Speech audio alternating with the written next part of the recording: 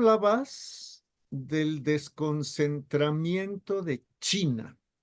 No se puede entender China sin las gestiones de Henry Kissinger, por ejemplo, que permitieron llevar a las empresas pannacionales a China a cambio de bajos impuestos, qué sé yo, y también de abrir el mercado de los Estados Unidos a la producción china. O sea, mi pregunta, o por lo menos como tu servidor lo ve, es, China es lo que es en mucho por no los capitalistas. Voy a llamarlos supracapitalistas, es decir, aquellos detentadores del medio financiero, de los medios de producción, en fin, que tienen la capacidad de distorsionar las leyes del mercado, de la oferta y la demanda. Entonces, desde mi personal punto de vista, y quisiera yo el tuyo, es China no sería China sin los supracapitalistas y políticos como pragmáticos, como Kissinger, quien en sus 100 años hizo 100 viajes a China y que era recibido tan afectuosamente por los funcionarios de Mao hasta por el propio Xi Jinping. ¿Cómo ves Sí, eso? pues mira que es que creo que esa es la otra mitad de la historia que nos falta por sus condiciones de fuentes privilegiadas desarrollar. De hecho, en un artículo que estoy escribiendo ahora en cuatro partes, Ujú. en la primera entrega señalo esta modestia sobre yo no trabajo con fuente primaria, es decir, yo no tengo acceso ni a las fuentes del Pentágono, ni del FSB ruso, ni del MI6 británico, ni mucho menos a los bancos para ver información privilegiada, ¿no? Entonces lo que uno va haciendo, apreciado eh, Jorge, es mirar lo que está dentro de la fuente abierta. Y la fuente abierta siempre nos lleva a revisar lo que es algo así como la sociedad de la luz, o sea, la sociedad que se da en el día, pero no la sociedad que se da en la noche. Y en eso, digamos, considero que tienes razón en términos de, por ejemplo, tendríamos que ver cuáles son todos los mercados negros, cuáles son todas las, por ejemplo, economías ilegales, todas las mafias que dinamizan a estas grandes economías. Es decir, escuchaba ayer a un analista militar hablando de Georgia y de todo lo que son los países bálticos, o sea, Lituania, Letonia y Estonia, que recibieron en blanqueamiento de dineros en el 2023 más de 200.000 millones de dólares, o sea, una forma de paraíso fiscal. Es decir, ¿qué cosas están ocurriendo? Estamos haciendo unos análisis a partir de fuentes abiertas, pero Sí. en fuentes, digamos, no confidenciales, que podemos ver también con China, ¿no? Mira que en el texto Imperio de Hart y Negri lo dicen de alguna manera, dicen, Estados Unidos es el nuevo centro del poder, pero es la figura del centro del poder proyectada en el mundo para que todos digan, Estados Unidos es poderoso, pero Estados Unidos expresa el poder de élites globales.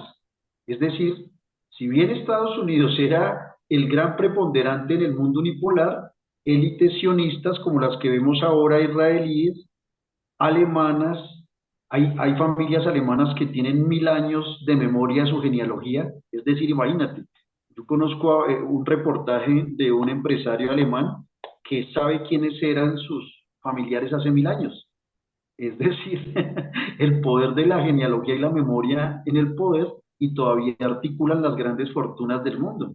Entonces, ¿quién está detrás de China? Seguramente deben haber poderes también, digamos, oscuros. Yo espero que el que nos oiga no entienda esto de la manera más siniestra. Me refiero es a que hay un mundo de lo ilegal que es complementario del mundo de blanco en el que vivimos e intentarnos desarrollar de la mejor manera. De hecho, cuando tú ves, por ejemplo, el texto de Norberto Emmerich sobre geopolítica del narcotráfico en América Latina, lo que te plantea es básicamente eso, ¿no? Hay una complementariedad y una naturalización, es decir, qué es un ladrón de cuello blanco? ¿Qué es un político vinculado con el narcotráfico y con, y con la política y con la acción social de la política? Pues es un intermediador entre el mundo de la luz y el mundo de la oscuridad.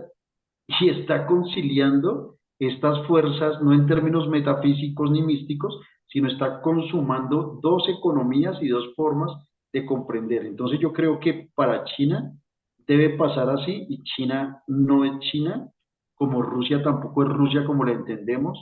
Conozco historias también, por ejemplo, de cómo se mueven los capitales y los grandes negocios de, de élites ucranianas en Rusia, que también pueden condicionar en algún momento avances o detenciones estratégicos de la guerra, ¿no? Ese es el mundo que es maravilloso entenderlo y verlo desde la historia, porque creo que el análisis histórico tiene algo descarnado, ¿no? Y es que no quiere naturalizar eso, pero por lo menos no se asusta para hablarlo, ¿no? Porque el mundo es una complementariedad de todas estas cosas. Entonces, estoy de acuerdo contigo, aunque no tengo evidencias de No, pero esto. son inferencias lógicas. ¿Estás de acuerdo? Que Exacto. tanto tú como tu servidor estamos bordando una narrativa en este momento basada sobre fuentes abiertas.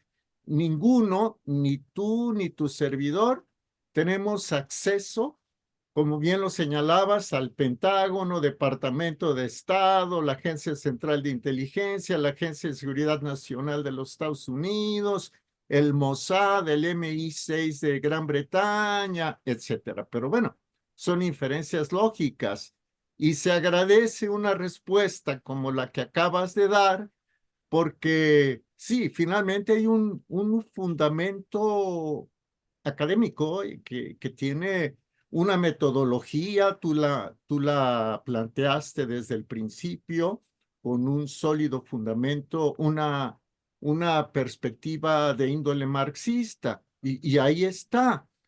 Pero cuando llegamos a este tipo de circunstancias, vemos que las investigaciones y los planteamientos, en este caso, por ejemplo, el marxista, hay un momento en que se detienen porque la realidad los rebasa. No sé, Sí, de acuerdo. espero no haber dicho una herejía científica, pero bueno, otra duda, comentario. Putin, Putin fue puesto por Yeltsin, por lo menos esa es una inferencia lógica. Y de hecho, el 31 de diciembre, si no me equivoco, de 1991, Boris Yeltsin dijo, yo ya me voy, aquí les dejo a este señor. Y Putin formó parte del Foro Económico Mundial de Davos. Y de pronto, cuando se vinieron los amagos, las agresiones, en fin, entonces Putin dice, no, voy a poner, me salgo de con ellos y hay una línea roja que tiene que ver con la seguridad de mi país. Tú lo mencionabas, ¿no? La intención de poner misiles balísticos, misiles nucleares en Ucrania que pudieran llegar a Moscú en 5 minutos. Sin embargo, como también lo señalaste, Putin pone ahora a un economista al frente del Ministerio de Defensa. ¿Eso qué implica? Pues que el complejo militar industrial ruso también se va a beneficiar de la guerra con Ucrania. Y sobre todo, déjame hacer un razonamiento provocador que tú lo puedes deshacer con toda la confianza que nos brinda el estar conversando para que el público saque sus conclusiones. Las democracias occidentales y la Unión Soviética fueron aliadas en la Segunda Guerra Mundial. para deshacer al nazifascismo. Fueron aliadas. La ley de préstamo y arriendo fue muy útil para la Unión Soviética, para que la Unión Soviética destrozara el frente oriental de Alemania. Resulta que ahora los antiguos aliados de Rusia ya no lo son, pero aquí viene la provocación. Estados Unidos ha destinado 191 mil millones de dólares al conflicto ucraniano, de los cuales tú hablabas de un 70% se regresan al complejo militar industrial de los Estados Unidos. Sin Putin en escena, no podría darse ese gasto. No sé, a lo mejor vas a decir que soy tendencioso, y sí, dilo si quieres, no pasa nada. El respeto y la amistad entre ambos continúa. Lo que deseamos es que el público norme criterio. ¿Qué tal si forma parte de una representación? Mira, ahí hay dos cosas. En el 2021, diciembre, enero del 2021, escribí 3 artículos por lo que es una incursión de un académico dentro de revistas de circulación. eh, a veces la limitación de caracteres, uno si le permiten explorar más, pues se extiende un poco más. Entonces hago 3 entregas en la jornada de Oriente con el profesor, el doctor Ornelas Delgado, que me facilitó el espacio para escribir un tiempo en la revista. Ahí también soy invitado si quiero volver a escribir. Tenemos una amistad muy cordial. Eran 500 caracteres, ya en la revista de, de Argentina, Tramas, pude hacer 3 artículos que yo hablo de la guerra intraclasista. La guerra intraclasista a partir de las contradicciones antagónicas de élite. Eso es una concepción leninista. Lenin dice que hay contradicciones que se pueden solventar de manera amable. De manera amable es que no se van a pegar tan duro económicamente. Cuando las contradicciones intraclasistas son irreconciliables en términos de lo que se ambiciona desde cada sector, en términos económicos, estallan las guerras. Entonces, desde una concepción leninista, no hay herejía en lo que tú propones. O sea, es completamente posible que lo que estemos viendo es una guerra intraclasista. La guerra intraclasista, mira que se parece mucho en términos míticos, si quisiéramos hacer una reflexión desde esa tendencia, a lo que era el hechicero azteca pidiendo en la punta de la pirámide más sacrificios hasta que un dios se sintiera saciado, ¿no? Más o menos eso pasa con las contradicciones no antagónicas intraclasistas.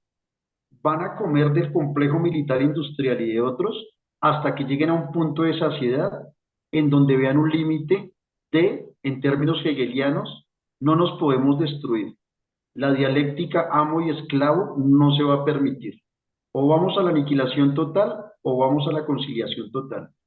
Ya hemos comido, ya hemos recompuesto, digamos, en términos falsos o ciertos, el equilibrio económico global que venía en crisis. Ya sabemos a quién le van a cargar las deudas de guerra. Ahora podemos conciliar. En esos términos, pues Putin es un humano más que seguramente pueden ver la biografía de él. Nació en la Rusia soviética, bolchevique, prácticamente el padre peleó en la Segunda Guerra Mundial y él no nace de una cuna de élite. Entonces, evidentemente está expresando unas tendencias de élite que, otra vez volviendo a la modestia del acceso a fuentes, seguramente él las está interpretando. Ahora, ese es otro dilema dentro de la historia, estimado Jorge, porque siempre hay unos debates interesantes sobre si es el hombre o las circunstancias y los que determinan las situaciones. Recuerdo una vez leyendo un texto de historia, estaba en primer, segundo semestre, no recuerdo de quién era, pero el autor decía, si Napoleón no hubiera existido, otro hubiese sido Napoleón, porque la circunstancia lo requería. China, ¿no? Ujú. Claro, pero sí, pero lo hubiera hecho mejor o peor que Napoleón, esa sería la intriga. O sea, no, puede que Yeltsin no hubiera escogido a Putin y el que hubiese seguido hubiese hecho todo esto. O sea, ser y circunstancia en términos hasta de Ortega y Gasset vienen al caso. ¿Quiénes son esas personas que potencian y articulan el poder?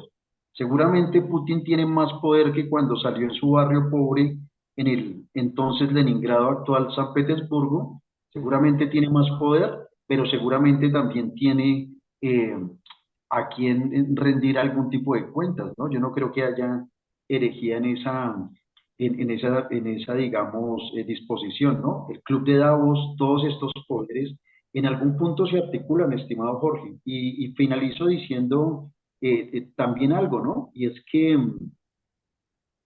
tengo una especulación frente a cosas que a veces dice Putin, y es que eh, pasó algo cuando se construyó el CAME. El CAME era el Consejo de Ayuda Mutua Económica, que era donde se articulaba la economía, no de mercado, de los países socialistas durante la Guerra Fría.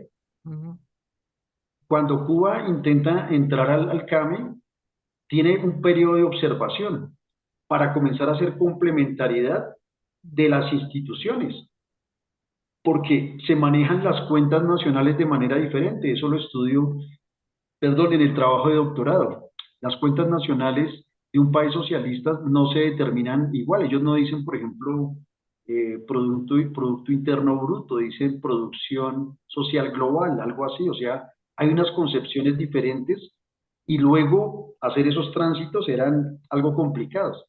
¿Qué quiere decir eso? Que hasta cuando en el año 71-72 Cuba entra al CAME, necesita tener complementariedad y Exacto. tener ya una sinergia con las instituciones del CAME. Bueno, evidentemente la economía de China es 15, 20 veces más grande que la rusa. ¿No está generando China un proceso tipo CAME de complementariedad hacia su propia sinergia? Es decir, yo considero que Rusia en algún momento va a tener que hacer homologación institucional y de este tipo como de trámites con China y por extensión de pronto los BRICS. Esto sí es una especulación de pronto muy osada, pero es también para decirte este tipo de, no, Rusia no va a ser ni de Occidente ni de China, pues seguramente va a desarrollar una nueva originalidad de su percepción euroasiática, pero en términos económicos, por necesidad, les va a tocar, digamos, instaurar esto. Y esto tiene que ver con tu pregunta en términos de no se manda solo y responde a élites intereses. La guerra del occidente colectivo contra Rusia tuvo, entre otros fundamentos, el beneficiar, el reactivar al complejo militar industrial. Porque, sea como fuere, las primaveras árabes, pues no les redituaron tanto, ¿no? Entonces, tarde que temprano se tiene que acabar el conflicto entre Ucrania o entre Occidente globalista y Rusia. Tarde que temprano se tiene que acabar. Y como sucedía cuando la Guerra Fría, estamos también de acuerdo en que ni Rusia, ni China, ni Estados Unidos, ni Francia, ni Europa, tú lo explicabas hace un momento, van a hacer lanzamiento de bombas nucleares porque, ¡pum!, todos perdemos, ¿no? En caso de que perdure de que prevalezca la cordura, esperemos que sí. La pregunta es, cuando hablabas de Latinoamérica, ¿se puede dar un conflicto al estilo Rusia y Ucrania en América Latina a partir, por ejemplo, de las condiciones de, de falta de gobernabilidad, de una gobernanza en declive ocasionada por los grupos criminales? Dicho más directo,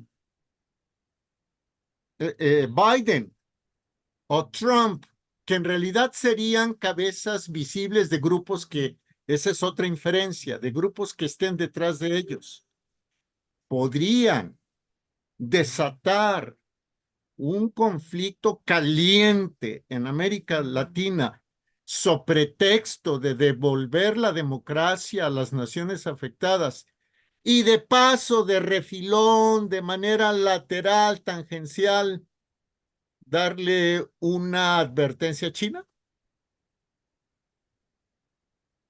Mira, ahí hay algo interesante en relación con lo que decías ahora sobre el presidente Putin.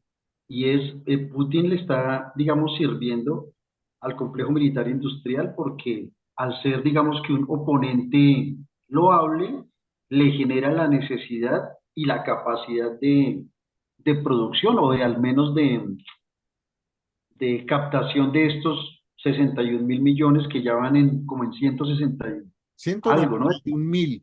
Ya, en términos cerrados, ya son 191.000 millones de dólares. Imagínate, entonces, esto obviamente les conviene enemigos excepcionales.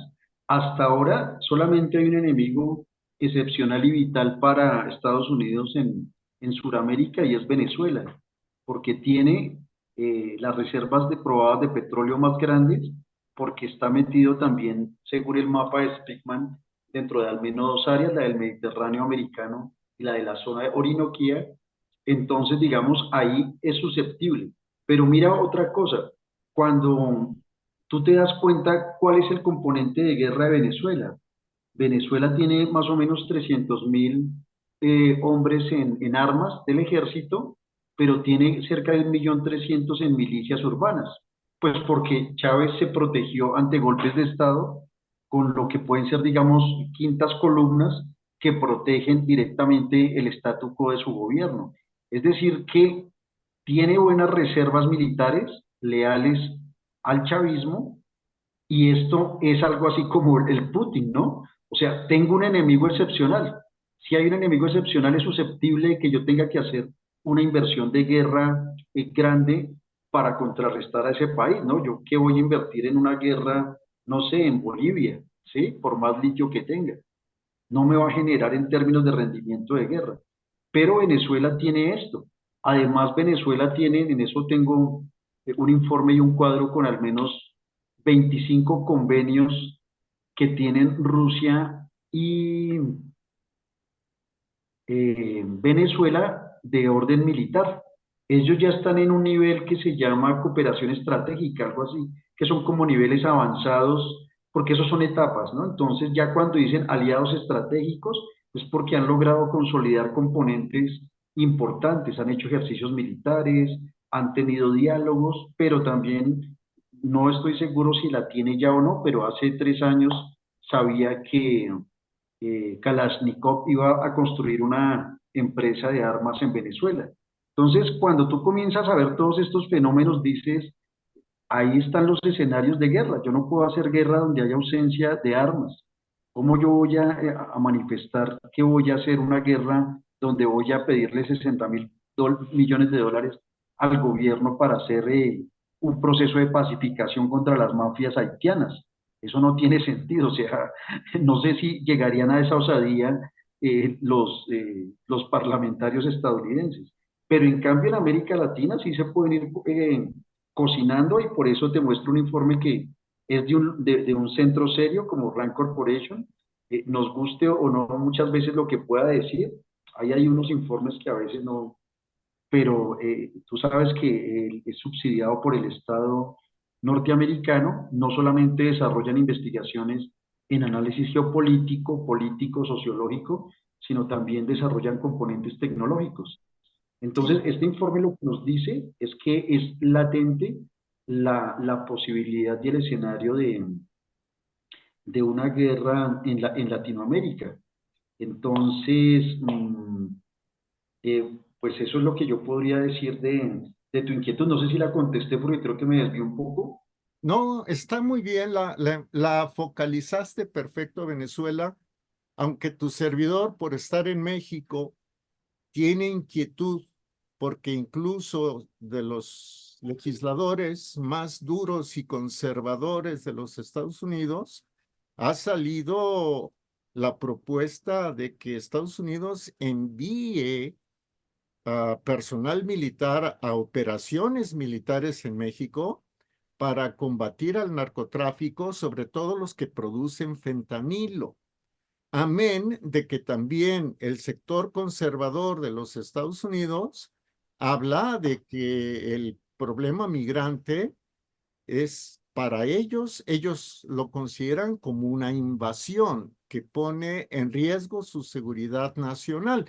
Ya de manera más abierta, entonces, ya dado este contexto, te pregunto, ¿crees, en función de una proyección científica, que Estados Unidos, Biden o Trump, se aventurarían a una incursión militar en México?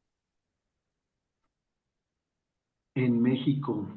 Bueno, quiero regresar un momento sobre la pregunta anterior, que sí recuerdo que me desvié en una parte, y es que tú preguntabas precisamente un poco por eh, la confrontación y estos espectros del narcotráfico, ¿no? Estos como articuladores de violencia.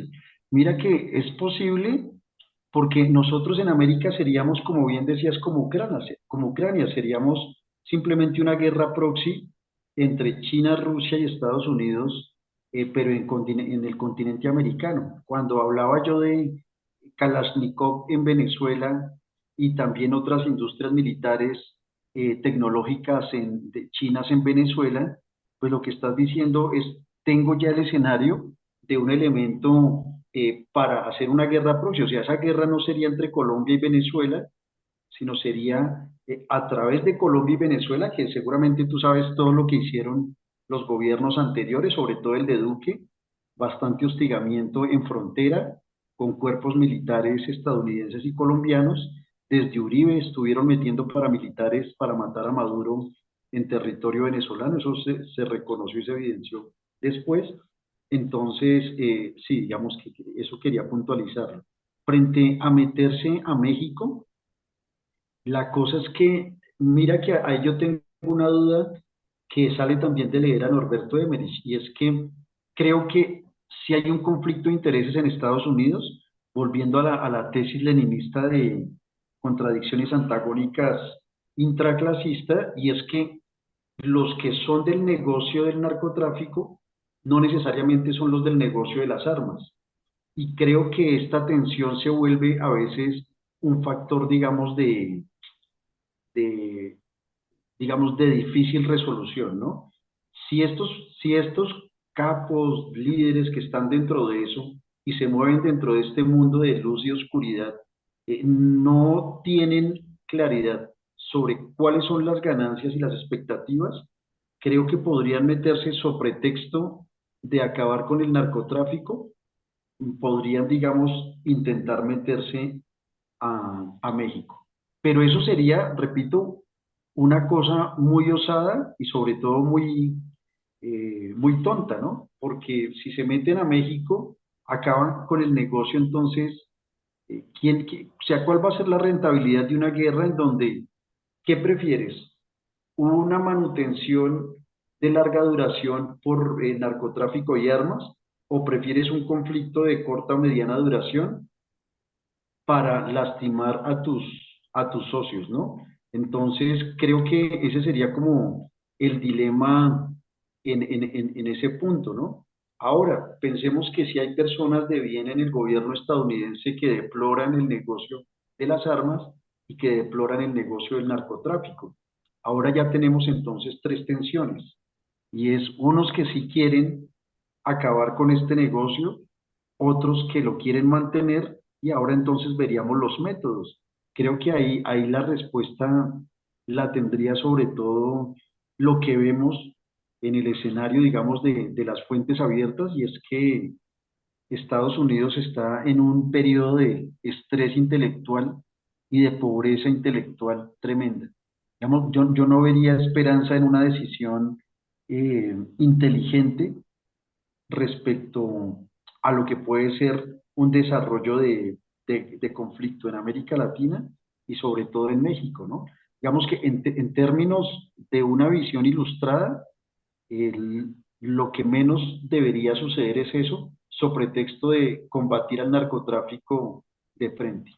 Pero en términos de cómo vemos que está decidiendo el Congreso y todo el órgano estatal estadounidense, creo que podría ser una respuesta en cualquier momento. Mira que eso es tan doloroso que lo que está de lejos para los demócratas, porque están enfocados en China y en Ucrania, para los republicanos sí puede ser, porque lo han dicho en campaña existencial, la recuperación de la frontera, con una agresividad total, ¿no? Entonces, tendríamos que detectar bien cuáles son las élites al interior de Estados Unidos que están en esas tensiones. Creo que los que patrocinan a Trump y en el republicanismo podrían optar por esta visión que tú señalas.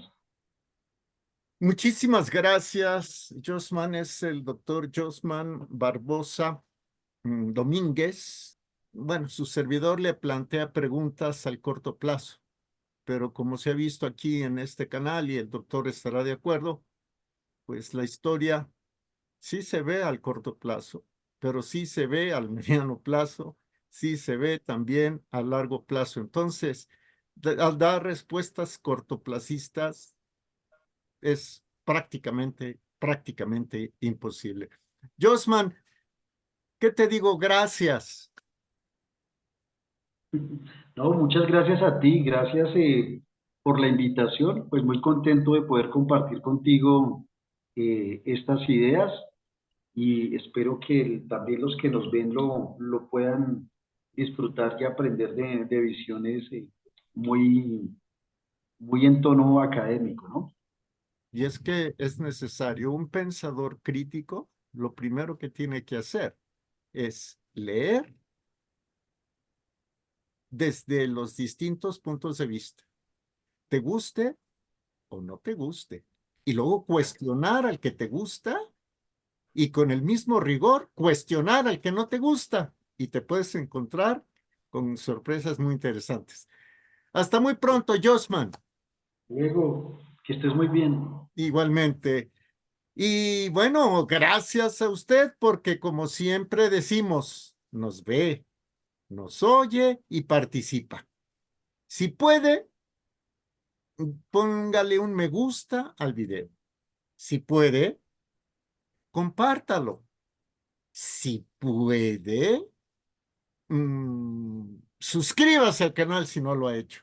Y nos veremos pronto aquí en Mirada Profunda, un espacio de periodismo sin compromisos. Hasta la próxima.